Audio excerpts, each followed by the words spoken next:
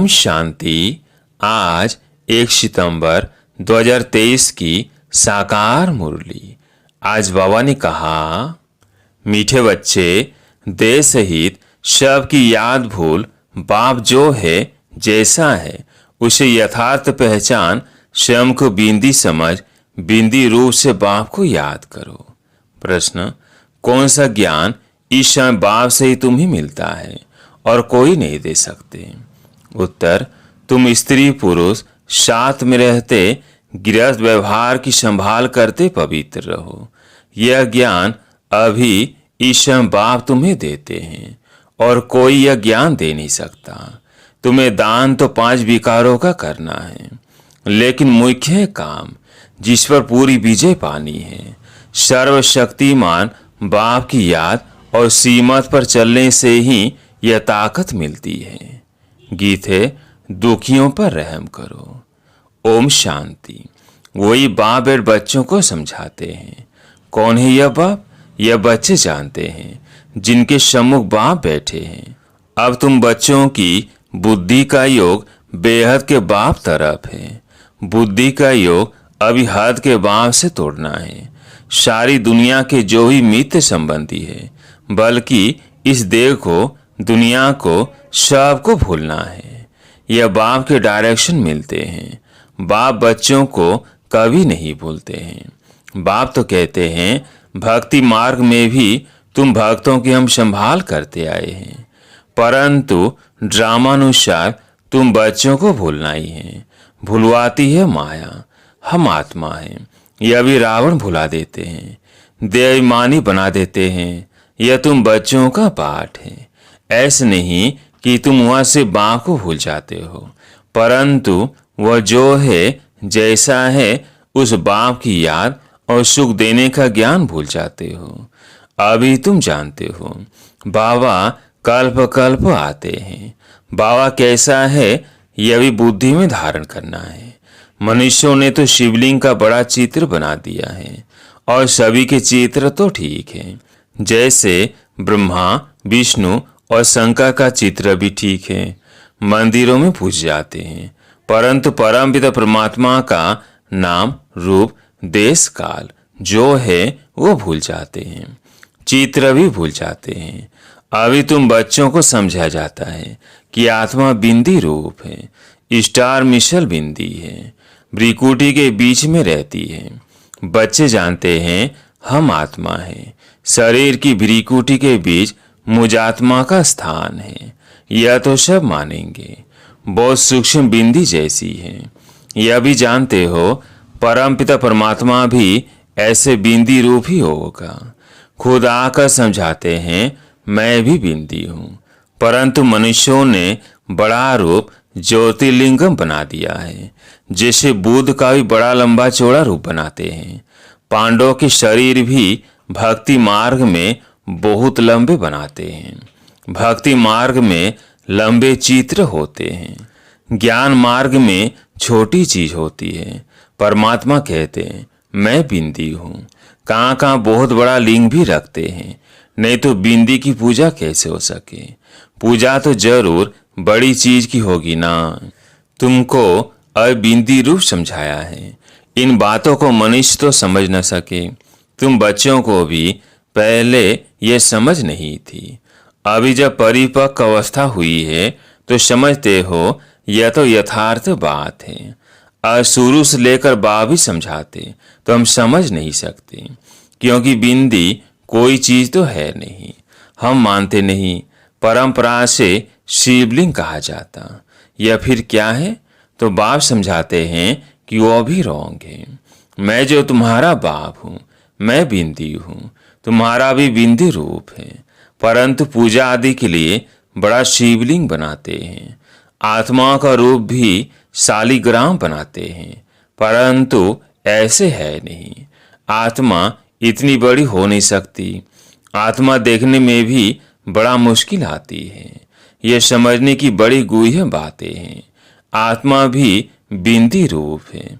इस छोटी सी आत्मा में 84 जन्मों का पाठ है। 1 सेकंड न मिले दूसरे से। 84 जन्मों का पाठ सारा एक छोटी सी आत्मा में नुधा हुआ है। यह बड़ी कुदरत की बात है। सारा पाठ बिंदी में रहता है। उस नाटक में भी पाठ बजाने वालों की बुद्धि में सारा पाठ रहता है ना। वह छोटा पाठ, और यह 84 जन्मों का पाठ भी अच्छी रीति समझना है, और फिर समझाने की भी बड़ी युक्ति चाहिए। इतनी छोटी बिंदी है, कितनी छोटी है, कितनी शक्तिवान है। उनको परमपिता परमात्मा कहा जाता है। तुम आत्माएं उनसे योग लगाने से मास्टर सर्वशक्तिमान बनते हो। माया पर जीत पाकर अटल, अखंड, सुख शांतिमय राज्य करते हो। कितनी समझने की बातें हैं। यह है पढ़ाई, है भी बहुत सहज। ये बाप ही समझा सकते हैं, कोई मनुष्य नहीं समझा सकते हैं। ब्रोवर, इतनी छोटी चीज परंतु नाम कितना बड़ा रखते हैं, ज्ञान का सागर। तुम कहते हो मनुष्य सृष्टि का बीज रूप चैतन्य है, सत है, अविनाशी है। कहते आते हैं परंतु किसकी बुद्धि में नहीं आता है वो क्या वस्तु है। गुण तो बहुत अथाक आते हैं। अभी तुम बच्चे बाप के सम्मुख बैठे हो, जान गए हो। आत्माएं तो सम्मुख ही है, सब आत्मा प्रदर्शी है। कितनी छोटी छोटी बिंदी है, विचार करो। मूल वतन का हम जो चित्र बनाते हैं उसमें बिंदु रूप ही दिखाते हैं।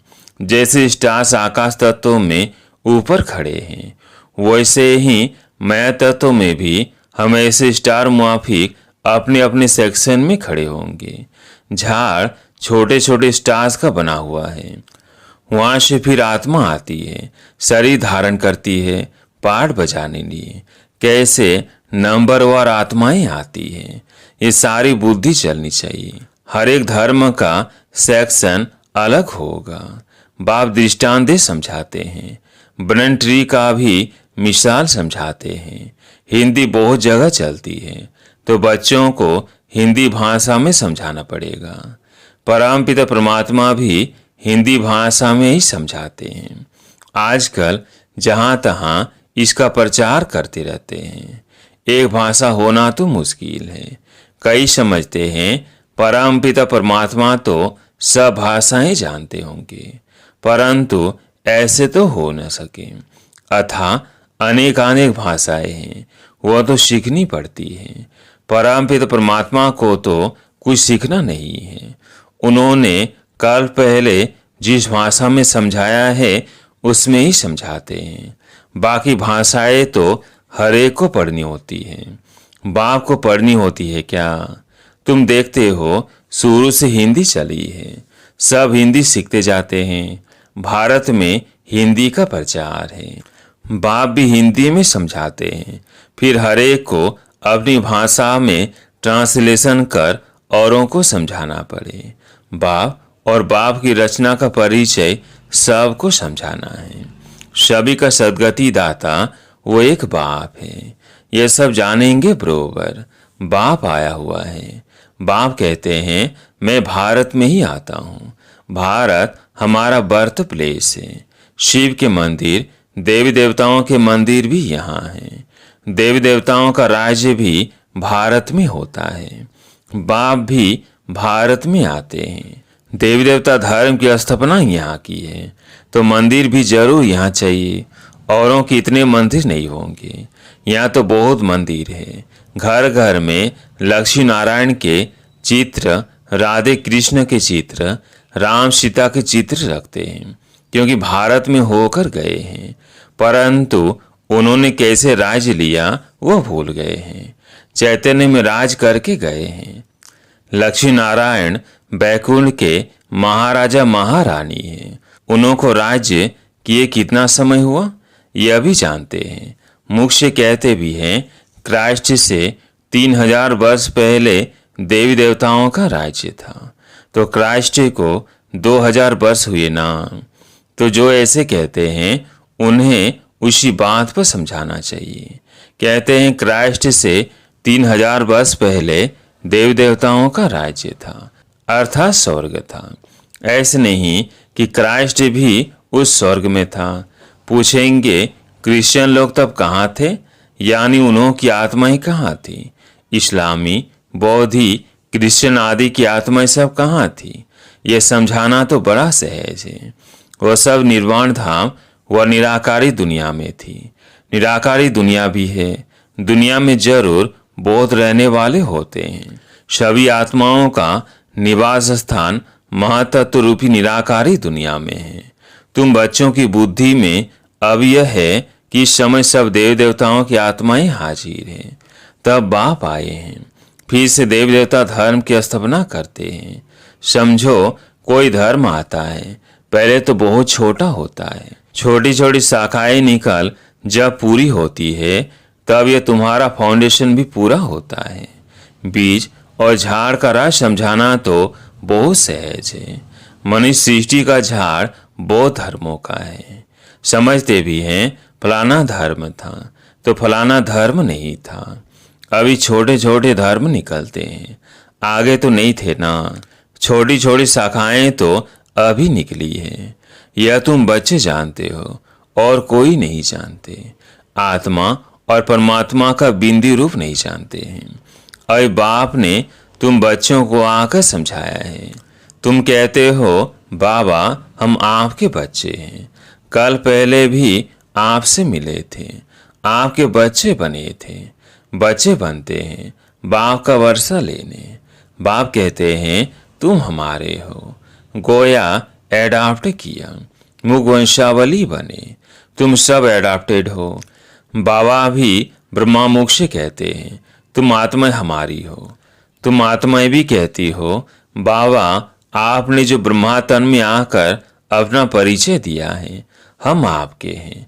बाबा कहने से ही वर्षे की खुशबू आनी चाहिए। बच्चे कह सकते, यह प्रवृत्ति मार्ग है। सन्यासियों के शिष्य बनते हैं, वो बाप बच्चे नहीं बनते। वर्षा बाप से जायदाद का मिलता है। वो तो कहेंगे हमने गुरु किया है। गुरु से तो जायदाद का वर्षा नहीं मिलेगा। वो तो जायदाद को छोड़ जंगल में चले जाते हैं। वो जायदाद दे न सके, वो है ही निवृत्ति मार्ग वाले। बाप तो जायदाद देते हैं, उनसे कुछ नहीं मिलता। जंगल में जाएंगे तो सन्यासी कहलाएंगे। तुम भी सन्यासी कहलाते हो। वो है हठयोगी सन्यासी, तुम राजयोगी सन्यासी हो। सन्यासी अर्थात 5 विकारों का त्याग करने वाले। सो तो तुम त्याग करते हो और फिर पवित्र दुनिया में चले जाते हो। वो त्याग करते हैं परंतु पवित्र दुनिया में नहीं जाते, पति दुनिया में ही रहते हैं। तो बाप समझाते हैं आत्मा कितनी छोटी है, इतनी छोटी वस्तु में कितनी ताकत है, अविनाशी भी है। वो बाप इस शरीर द्वारा समझाते हैं, तुम्हारी आत्मा समझती है। बाप कहते हैं मैं आता ही तब हूँ जब कलयुग का अंत है। तम प्रधान पतित हो जाते हैं। मुझे याद भी तब करेंगे जब संगम होगा, तभी हम आएंगे, तब ही विनाश के चिन्ह भी देखने में आएंगे। सो तो बरोबर देखते हो। अभी तुमको समझ मिलती है, वह फिर औरों को देनी है। अभी कलयुग का अंत जरूर है। यादव कौरव पांडव भी है, महाभारत लड़ाई भी है। बरोबर उस समय राजयोग भी सीखते थे। पांडवों ने विजय पाई, यादव कौरव विनाश हुए। स्वर्ग में तो एक ही धर्म होता है, अनेक धर्म खलास हो जाते हैं। यह बाप बैठ समझाते हैं। बच्चे जानते हैं बाबा की इस राजयोग की शिक्षा से हम बरोबर सो देवी देवता पद पाते हैं। तुम पुरुषार्थ करते हो, हम तो नर से नारायण ही बनेंगे। बाप का बारिश जरूर बनेंगे, तख्त नशीन बनेंगे। फिर जितना जो पुरुषार्थ करेंगे उतना पद पाएंगे। पुरुषार्थी छिपे नहीं रहते, वो बड़े मस्त होते हैं। पहले पहले प्रतिज्ञा करते हैं। बाप के जन्म बाद है रक्षा बंधन। बाप को जानते तो पहले प्रतिज्ञा करनी है। बाप कहते हैं काम महाशत्रु है। दान तो 5 ही विकारों का करना है, परंतु पहले पहले मुख्य काम है। इनसे बड़ा खबरदार रहना है। भले स्त्री भी साथ हो, गृहस्थ व्यवहार में रहते पवित्र रहना मेहनत का काम है। सर्वशक्तिमान बाप को याद करने और उनकी सीमत पर चलने से ताकत मिलती है। बाप का फरमान है साथ में रहते, इकट्ठे रहते पवित्र रहना है। आगे तो स्त्री पुरुष इकट्ठे रहने से आग लगती थी। बाप कहते हैं इकट्ठे रहो परंतु आग ना लगे। अच्छा, मीठे मीठे सिकिलते बच्चों प्रति माता पिता बाप दादा का याद प्यार और गुड मॉर्निंग। रूहानी बाप की रूहानी बच्चों को नमस्ते। हम रूहानी बच्चों की रूहानी बाप दादा को याद प्यार गुड मॉर्निंग नमस्ते नमस्ते। धारणा के लिए मुख्य सार। पहला पॉइंट, दिल से बाप को याद कर जायदाद की खुशी में रहना है, पूरा पावन जरूर बनना है। दूसरा पॉइंट, विचार करना है आत्मा कितनी छोटी है और उसमें कितना अविनाशी पाठ नोंधा हुआ है। बिंदु बन बिंदु बाप की याद में रहना है। आज प्यारे मीठे वाक का वरदान, स्व इच्छा और दृढ़ संकल्प से एक देकर पदम लेने वाले चतुर सुजान भव। स्व इच्छा और दृढ़ संकल्प से एक देकर पदम लेने वाले चतुर सुजान भव। चतुर सुजान बच्चे मिट्टी से भरे हुई सूखे चावल देकर एक का पदम गुण भाग्य बना लेते हैं। सिर्फ चावल देते और रिटर्न में सर्व शक्तियां, सर्व खजाने 36 प्रकार से भी ज्यादा वैरायटी ले लेते। परंतु कई बच्चे वह भी देने के समय सुदामा के मिसल कच्चे यानी बगल में छिपा कर रखते हैं। बाप खींच कर ले सकते हैं, लेकिन खींच कर लिया तो उसका रिटर्न इतना नहीं मिलेगा। इसलिए स्व इच्छा और दृढ़ संकल्प से एक देकर पदम लेना यही चतुराई है। इस देने में ही कल्याण है। स्लोगन, साक्षी बन न्यारे होकर हर खेल को देखने वाले ही साक्षी दृष्टा है। साक्षी बन न्यारे होकर हर खेल को देखने वाले ही साक्षी दृष्टा है। अच्छा, ओम शांति।